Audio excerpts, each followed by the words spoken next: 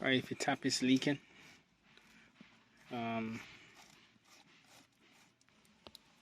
tap just keep dripping and dripping.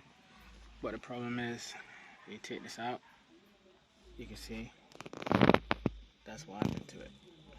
So you just need to swap them around. So throw away that one. You're gonna put this one on top, like so, and then put it back inside, like so, and then screw it back down, like so.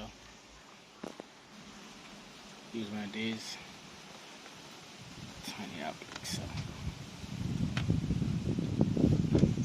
and that's it.